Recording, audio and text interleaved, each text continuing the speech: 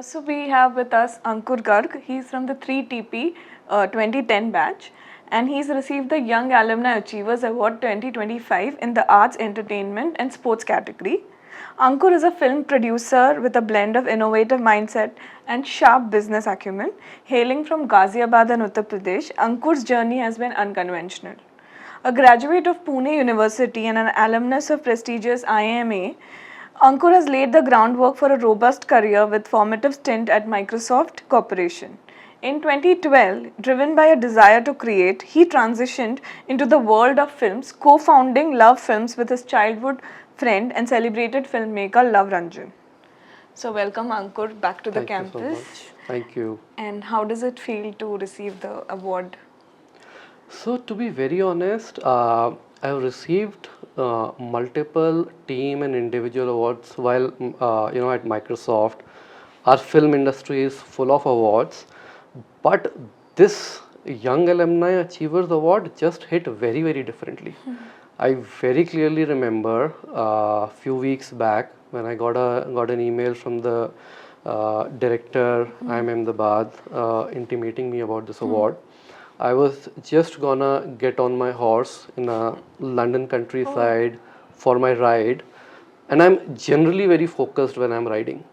But for some reason, as soon as I saw the email, I found myself frozen for at least a few good seconds.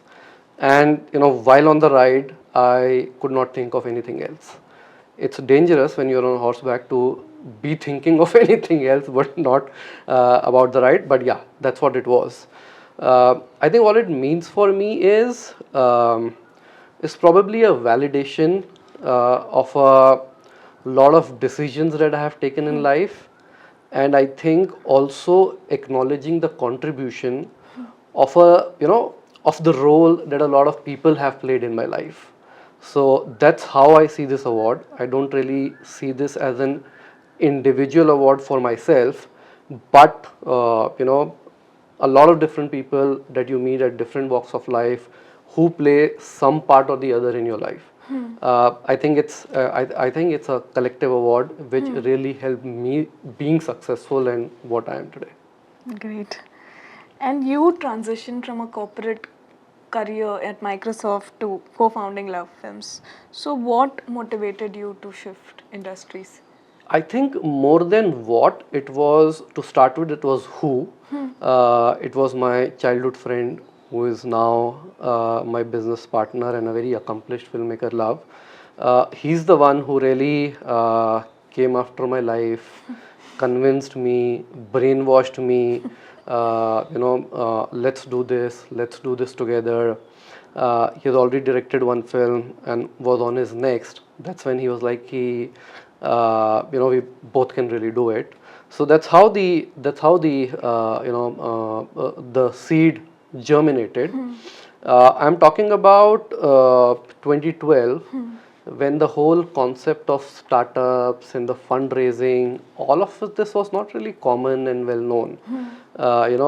We were, our generation was really coached or schooled to be looking at stable careers. But after a few years at Microsoft, when I was confident that I am pretty good at my job, and if I were to quit my job, try out something, I can always get back to a tech career that will no longer be a struggle. I think that made me a little confident about being able to take the plunge of leaving Microsoft. On top of it, my manager and my mentor, Mr. Ramkumar Pichai, at that point of time in Microsoft, when I was taking this decision, he told me a very, very simple line: Ankur, I am sitting here. I am not going anywhere. You do whatever you want to. As long as I am here, there will be a job waiting for you. He did say, I am very confident that you would not have to take that path, but don't worry about this. I am here. I think that made it very, very simple. To be very honest, I was not really a film buff at that point of time where I would call myself someone who would want to see a first day, first show. probably a first day last show, but I think the whole business of films, business of cinema, that was very enticing. And I think over my multiple conversations with Luv, who really did help me learn the tips and tricks of the trade, it made me confident to really take this plunge. And he wanted his childhood friend to be there when he is making films. Yeah, so I think it was our we both of us have two very different personality types. While the ethos is common, but we have two very different personality types, and I think it does end up being a win-win combination for us. Great. And as a producer, how do you balance creative vision with business strategy to ensure both critical and commercial success? So I think I would not call it just me as a producer, but I think it's the team of me and Luv as producers where we are able to play a balanced role. Uh, you know, uh, uh, he's a writer director first, producer later. I'm a producer. So he's the one who's able to imagine a lot of stories. He's able to bring a lot of creative element into our stories, whereas the whole business aspect of it, when combined with this creative vision, we are able to imagine stories, we are able to say stories which are not just critically acclaimed but also commercially feasible and commercially successful on box office. So I think, yeah, at the end of the day, it's a teamwork, and a good understanding of the market, of the industry, a lot of people coming together, that helps us being able to really form this right balance. Great. And Luv Films has produced several blockbusters, right? Like Sonu Ki Tittu Ki Sweetie, De De Pyar De, Malang Chalang, Tu Jhuti Main Makkar. So which project are you most proud of? I think picking up one project that I'm most proud of will be similar to asking a parent that which child is your favorite or you're most proud of. It will be difficult to pick one project because every single film that we make is associated with a lot of memories, a lot of challenges. Some are very well paying, some are loss making as well. So I might not be able to pick one single project, but I would definitely want to maybe talk about some memories of or challenges with few of my projects. Like the first one, Sonu Ki Titu Ki Sweetie. The first ones are always special. It was a huge learning curve for me. It did come with its own share of challenges, but the best memories that I have with that project is the way our music just took off. To be able to hear your own music on different radio channels while you're on the road, be it in Mumbai or in Delhi, that was a very different high altogether. And then followed up with the blockbuster success that we saw on box office with our very first project. I think that's a very very pleasant memory that made it really special. De De Pyar De, which was our second project after this, was our first association with Ajay Devgan, who's a superstar, but he's so humble and grounded. So to have that experience with an actor of his stature really did spoil me to a whole lot. Where I started believing this is how the actors are, this is how easy it is to work with them. Uh, you know, in our first project, obviously the actors were new, so there was only so interest that people around you would have. It was only after the film became successful that it was so talked about. But in De De Pyar De, we were working with a phenomenal star cast: Ajay Devgan, Tabu, Kulpreet Singh, who all have had made their names. So even to be able to tell anyone that these are the actors that we are working with, gave a very different high, and then a lot of interest. One particular project I definitely want to mention is Wild Wild Punjab. It came as a Netflix original last year, and this is a project which saw a lot of challenges. It had 6 key actors.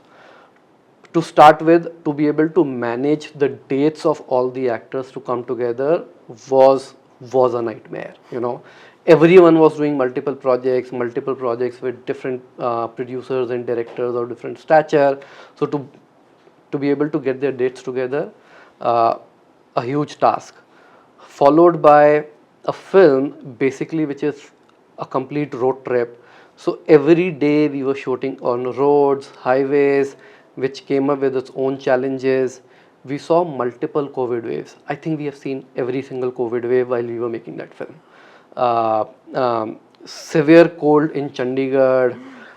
So that film came up with its own share of challenges, and to be very honest, just to be able to complete that film, forget the outcome that it did very well on Netflix, but just to be able to see that this film has been shot and the film is complete was a big memory in itself. So yeah, so I can talk about all of my projects and some memory or the other that are attached, but these are some of the few that comes to my mind.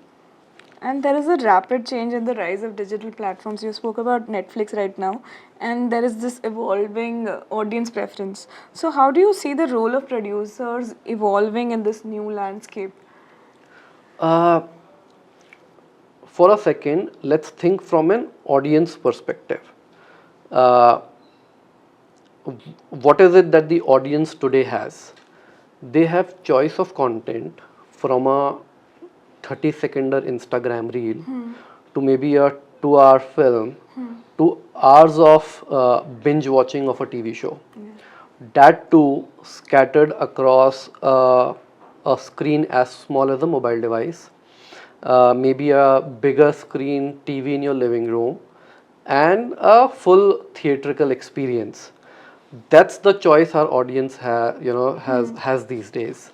They can decide to watch what they want, where they want, based on the amount of time they have. So what this does is it puts a lot of pressure back on producers like us. We are no longer only a traditional investor or a financer in a project. While that is one part of what we do, but it does come with a very significant responsibility to be able to figure out the right stories, right medium for these stories, and the right audience for the stories. There could be stories which are fit for only a very specific segment of audience and tailored for a specific screen, whereas there are stories which could be a lot more universally appealing to all the audience, can be consumed on any of the screens. So that is how things have changed. That is the responsibility that we as producers have today. It's no longer about just putting money on a project. It is also about being able to figure out that story, figure out that film, and the medium and the audience we want to make it for. And what are the methods, or what is your technique to do that? Find the right So, story. so it's honestly it's not just science. It's not as simple as using a formula that this is how we are able to do it. Uh, it's a lot of science combined with a lot of art, and to be honest, a lot of conviction as well. Sometimes you're not really trying to fit in a pattern. Sometimes, a lot of the times, in fact, you have to break the pattern as well. You have to go with your conviction and your gut, that this is what I truly believe in and this is what it can do. Sometimes you get it right, but there are also times when you don't get it right. You should be willing to be taking the risks. Yes. Yeah. So this is a profession which, without a fair amount of risk appetite, will probably take you nowhere. And what personal philosophies or habits that have helped you sustain your drive? Like I just said, this is a business which, without having a fair amount of risk appetite, will probably not take you anywhere. So I think what this does is, uh, as a personal habit, it does inculcate that characteristic in you to be able to take maybe like calculated risk or well hedged risk. But I think this is a business or this is an industry with a fairly low success rate. If you're trying to judge yourself or your business based on a single failure or maybe a couple of them, or a single success or maybe a couple of them, that probably will be an incorrect way to do it. This is a business that you have to see over multiple films or multiple projects and how you have done otherwise. So what this means is, as an individual, you need to have that never let go of attitude. It comes with a certain amount of discipline, which is very important. I think every entrepreneur needs to have a certain amount of discipline, but this business, I feel, does require a lot more discipline and a lot never let go of attitude. Is something which I feel are more of my personal habits that have really helped me survive. And you've not let go of your technology side, right? You still have a company, right? Yes, so to be very honest, in 2013, the first film project that I was associated with did not perform as I would have imagined. So that made me thinking if I have really taken the right step, or I probably didn't get it right. So I think and I was still not thinking or willing to go back to a job. But what I started thinking is there a possibility of having a plan B? That's when I set up a tech company, because I knew the kind of investments Microsoft was making in the whole cloud ecosystem, being on the other side. So I actually set up a tech company which was born in cloud company. It's called as IFI Tech Solutions, where we started with helping customers with their digital transformation journey. My partner Puneet, who was at Microsoft then, also later on joined me. Initially, the market was not really ready, but at some point of time, the cloud did become very critical and important for enterprises. And as luck would have it, touch wood, while the film production house started taking off well as well, even the tech companies started taking off well. So I don't play a very active day-to-day role, but I have a very strong professional team which is really running and driving the company, taking it forward. But we were fortunate to be able to work with a lot of enterprise customers. We work very closely with Microsoft. We've been able to create a decent impact in the digital transformation journey of a lot of customers that we work with. Wow, that's like 2 successes right now. Yeah, touch wood. I think probably a little premature to call it success, but I feel I have my feeling that it probably is on its way to. It won an award, right? Yeah, we have in 2020 we won a very prestigious Microsoft award, which Microsoft handpicks across thousands of partners across the globe. So we won that Microsoft Partner of the Year finalist. Other than that, we also have had a lot of other technical achievements in terms of the Microsoft statuses that we have achieved in terms of solution partner designations, and also Microsoft Azure Expert MSP. We've been able to also expand globally and work very closely with a lot of international customers as well. Great. And what would be your advice to somebody who wants to pursue a creative field like yours?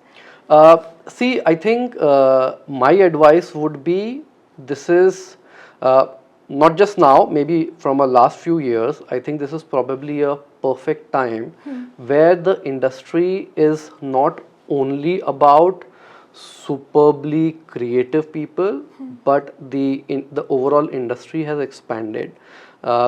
It requires people who can come with with very different mindset and exposure as well. The creative roles are important, but even the business roles are now equally important. So people or students who think about being part of media and entertainment industry, this probably might be a good time, even if you feel that you're not superbly creative or you're not someone who's a writer or who wants to be a director. but you could still wear multiple hats, which could be about your business knowledge, your business sense, and over a period of time you can probably also sharpen your creative skills as well. So like I said, there is different type of content, there are different type of mediums, there are different type of screens. It's no longer limited to just single screen in theaters. So that gives an opportunity for a lot many different roles and a lot many different type of jobs, and basically diversity of thinking. I think this industry can probably do with having a lot different views and thinking that can help us go a lot forward. Okay. Thank you so much, Ankur, for spending time with us, sharing your views and talking about your journey. Congratulations once again and all the best for the future. Thank you so much. It's my pleasure to be here.